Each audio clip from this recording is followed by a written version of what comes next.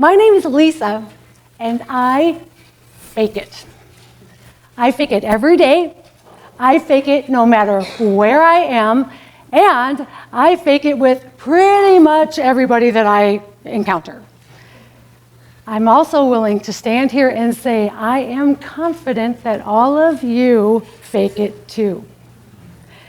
And I know this not because I think I have any grand insights into your lives, but rather because every time I go and I admit that I fake it to people, inevitably their response is, oh yeah, hey, I fake it too.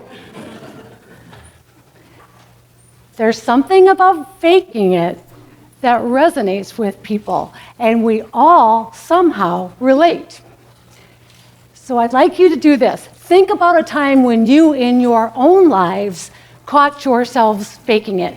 And what I mean by that is any kind of point in time when you were pretending to fit in and maybe you didn't.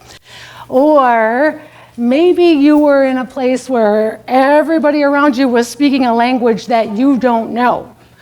Or they were all laughing at the joke that you didn't get, and you started laughing anyway. Or maybe you said, what? Like 3 times, and you still didn't hear what happened. Okay, so I want you to think about it all. Right now, go ahead, I'll give you a minute. And not only think about an example in your own lives when you found yourselves faking it, but also think about how did that make you feel? Everybody got one? Got your own story there? Hang on to it. We're going to get back to it. Okay? What I just asked you to do was to consider in your lives when you found yourselves to be disabled. It's written this way often in the literature, and I like it with that / because what it does is it reminds us that there's a continuum of ability, and that depending on where we are, who we're with, and what we're asked to do, we will find ourselves on different points of that disability continuum. The more you find yourselves on the dis side of things, are more likely the times that you are going to fake it to try to fit in. Because there's something that's going on around you, whether it's the language, it's the people, it's the thing you're being asked to do, that you kind of really, for whatever way, just can't do. Okay? So now, I can tell you that I identify much more with the dis end of the disability continuum, and I have for all of my life. I have a combination of both visible and invisible differences that have forced me, because I tend to be in the minority when I'm surrounded by a group of other majority who aren't like me. So for example, my physical disability, you can see here, this is me when I'm 1. And yes, that's a teeny weeny yellow polka dot bikini. You can kind of see in my little teeny legs how they're starting to bow a little bit. Here's me again about 10 years later, and my ankles kind of can't do that now because as you age, you get less flexible. So I actually sort of think that's cool. I also deliberately wore a skirt today so that you could see that, oh yeah, she is a little bit different than the rest of us. And I can tell you that when I was young, when I was in that second picture there, this was a really big screaming deal. And I jumped through a lot of hoops and did a lot of things to try to feel included and as though I belonged, even though nobody looked like me. About halfway through my life, I also developed an invisible difference, and if you didn't know me, you would never guess, looking at me, that I have this. But I have to share. So I have an inner ear disease called Meniere's, and pretty much I'm deaf. Well, I should say this. I'm deaf without my devices. I'm hard of hearing with them. So I pretty much don't leave the house without my hearing aid. My FM is out in the audience right now someplace to help me hear you better and to hear whether or not you're laughing at the right places. And you are, thank you. But it's my devices that allow me to go through my days faking it. In fact, sometimes I leave the house without my devices and I have to turn around and go back and say, yeah, I forgot, I have to pretend to be hearing today. All right, so you remember those stories that I asked you to hang on to? These ones right here, about your own instances of faking it? And I also asked you to think about how you felt in those times when you were faking it. So show of hands here. How many of you in your memories felt misunderstood? How many of you felt embarrassed? How about ashamed? How about scared? Inadequate? Did anybody feel mad? Okay, good, because you know what? I get mad too. And I think the reason I most get mad is because that act of faking it means inherently that the spaces where we're finding ourselves are spaces where we've somehow gotten the message that we don't belong.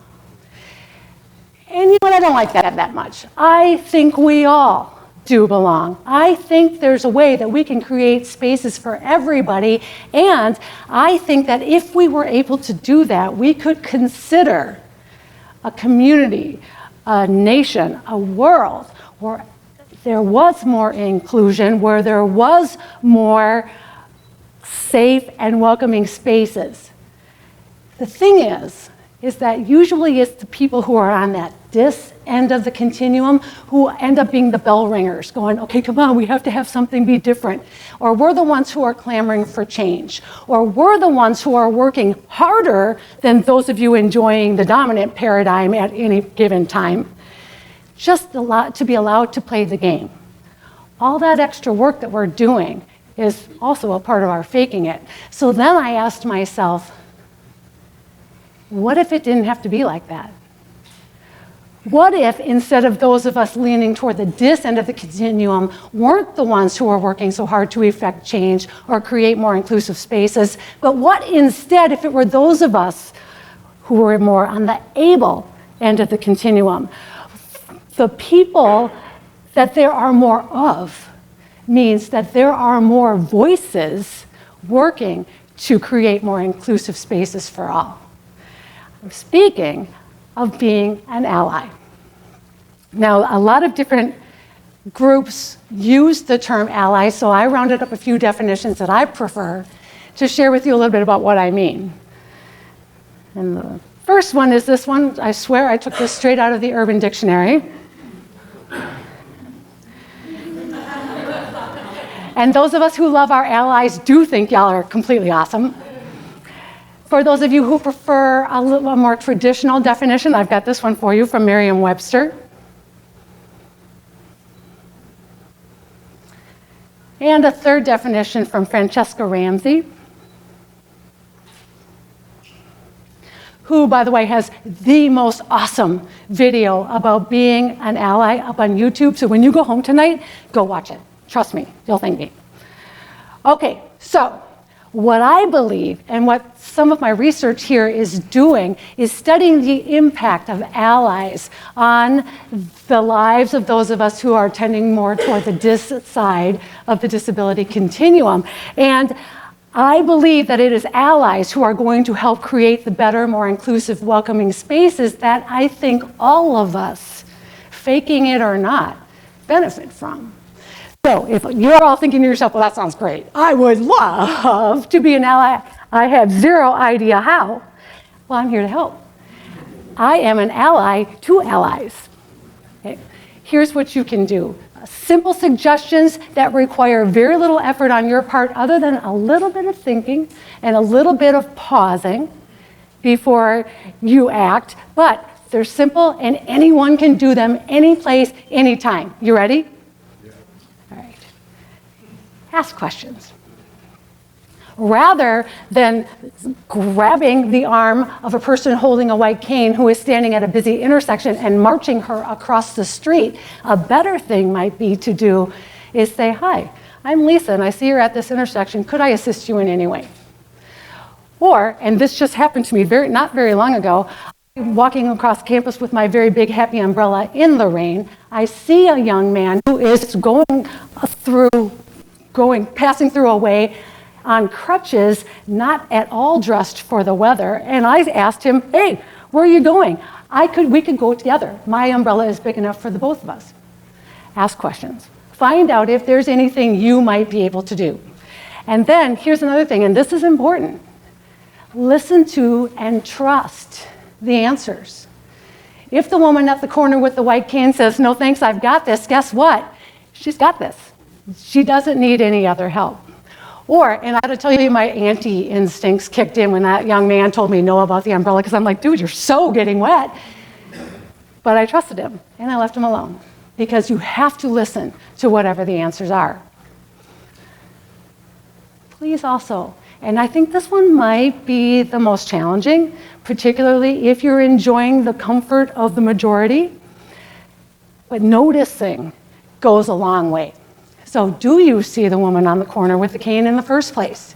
Do you notice the young man on crutches who can't hold an umbrella for himself at the moment? Do you see, this is Minnesota, that curb cut is not all the way cleared and nobody in a wheelchair or pushing a stroller is going to be able to get through? Do you notice these things? And then say something. Make comments like, that building where I work doesn't have one of those automatic access hands-free door pusher opener thingies so that anybody can get in. And what's that about? Or, hey, why isn't this curb cut a little more cleared? Should we find out why and get somebody on it?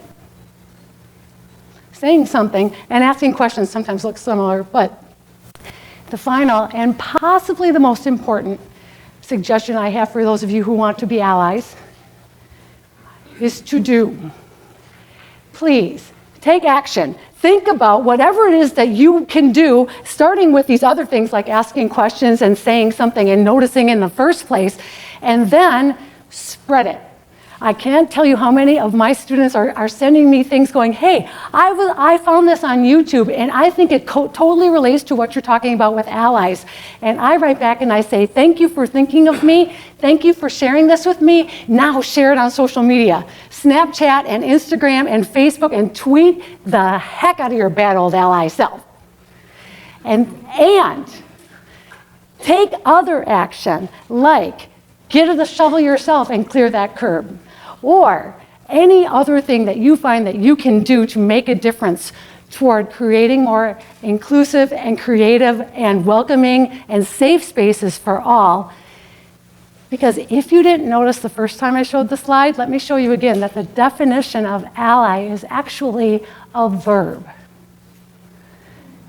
Taking action is one of the ways we all can lead forward. I believe in a world where we all can feel included just because we've got allies. Thank you.